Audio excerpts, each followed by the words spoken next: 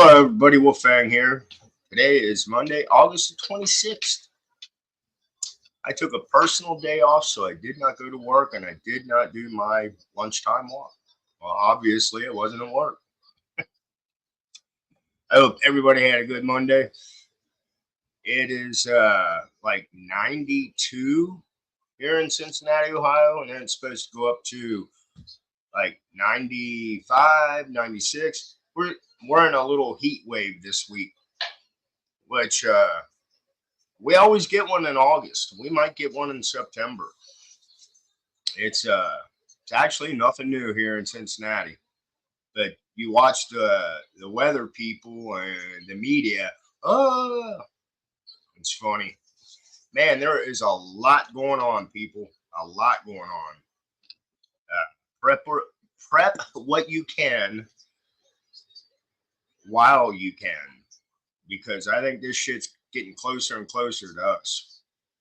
Um, so yeah, like I said, I had the day off, so I've been just scrolling through the the news articles and just what I usually do on the weekend, uh, just to see what's going on. And between Russia and Ukraine and Israel and Hezbollah and all the bombs that they're throwing at each other, the news articles,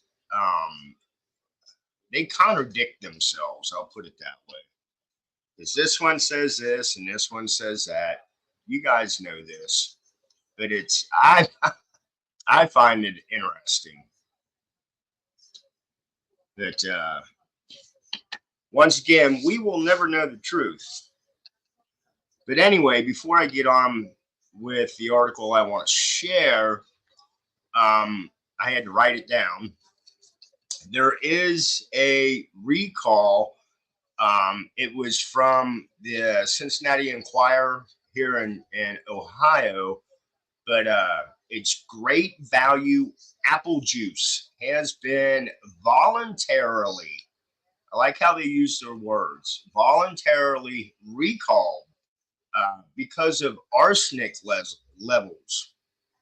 Now, if there's, I guess, well, the FDA does let a percentage of everything in our food, including bugs. You can look that up. But yeah, I thought I would share that.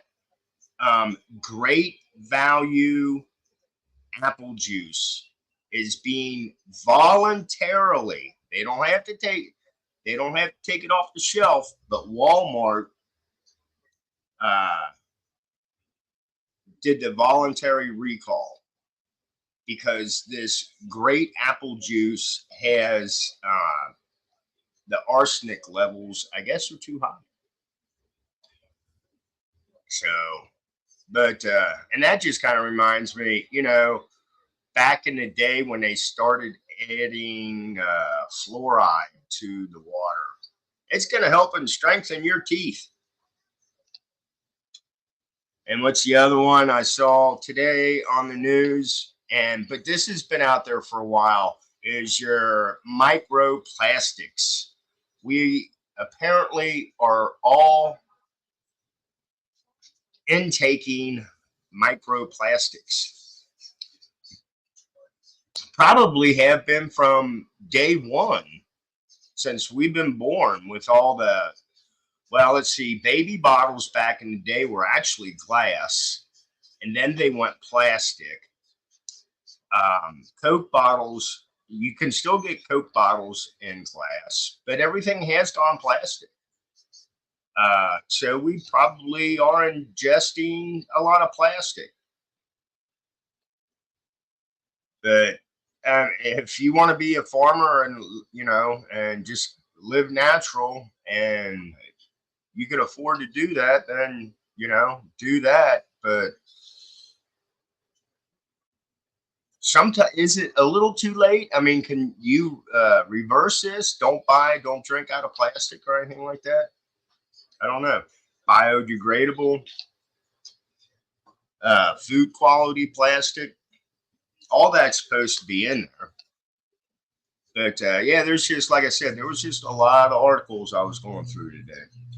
Anyway, let me share the war stuff going on. It says that squadrons of U.S. or a squadron, just a squadron of U.S. stealth jets arrive in Israel in bid to prevent Iran starting WW3. The United States has deployed 12 of its aviation-grade stealth fighter jets to the Middle East as the ceasefire talks between Israel and Hamas threaten to break down.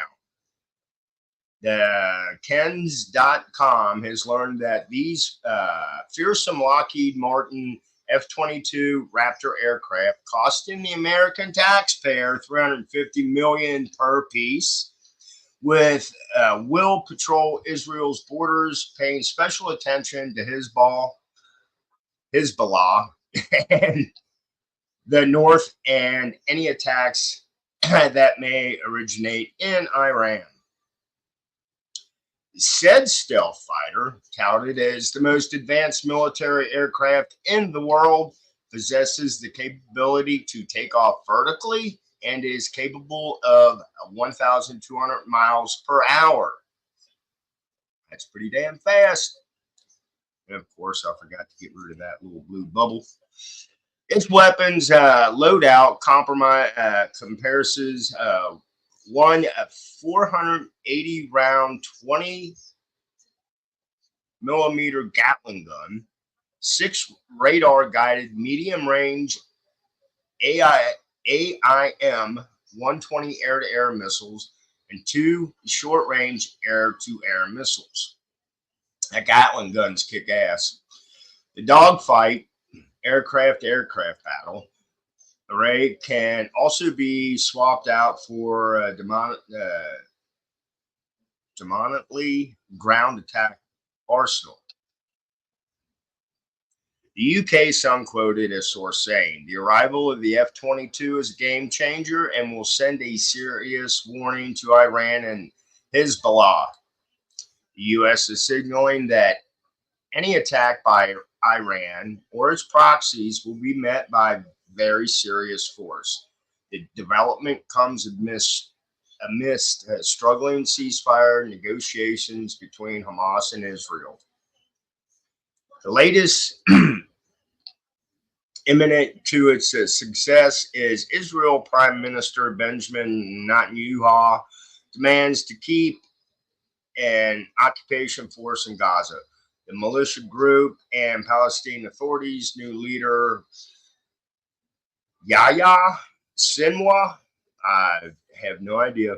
I love reading these. Turn this demand down, plunging the talks into limbo. In other words, they're getting freaking nowhere.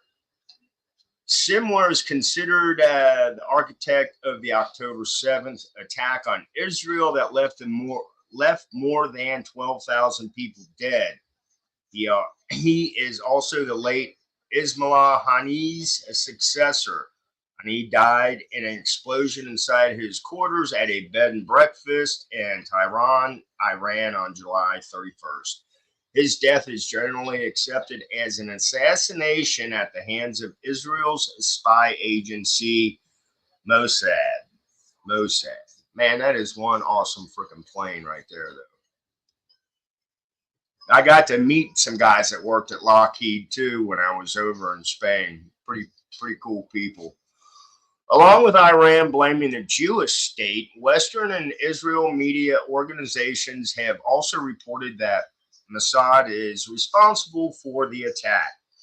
Iran has since voiced its displeasure and claimed the right to punish Israel, a move that has forced the U.S. into show of force in the region and to ramp up its diplomatic efforts.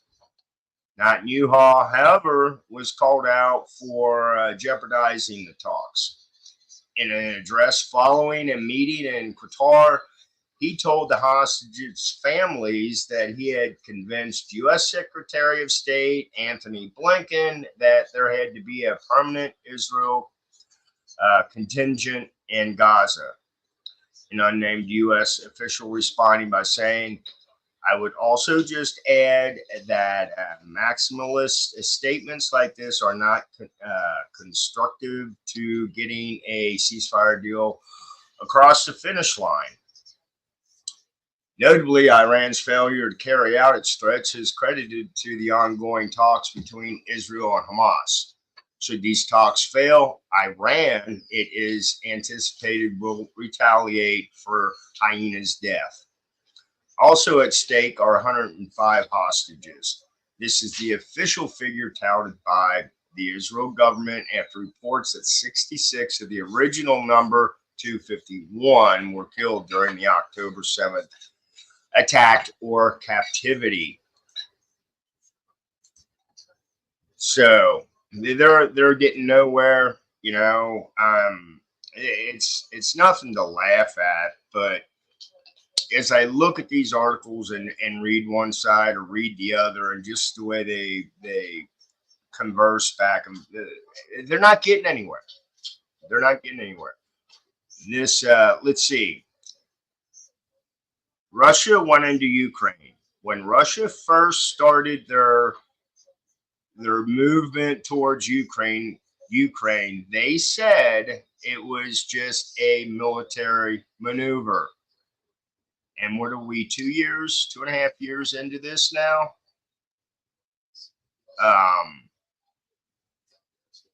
And it's gotten stronger. It hasn't gotten weaker. Israel and Iran, are they going to stop? I don't think so. Is Europe going to get involved? I think it's at their doorstep. Europe gets involved. Does it come here? I mean, we're already in that. We have people over there already. I don't care what our government says. You know, they said in the very beginning of all this that we will not put boots on the ground. But we have boots on the ground, folks. So, as far as prepping goes, because I do like to talk about prepping, not just the news, but they go hand in hand, people. Prep what you can. Like I said, you know, we're all on a budget. Pay attention. Pay attention to what's going on. That's all I got to say. Pay attention. Blessed be. Stay safe. This is Wolfang. Have a great Monday evening. Keep your head on a swivel. I'll chat with you all later. Bye.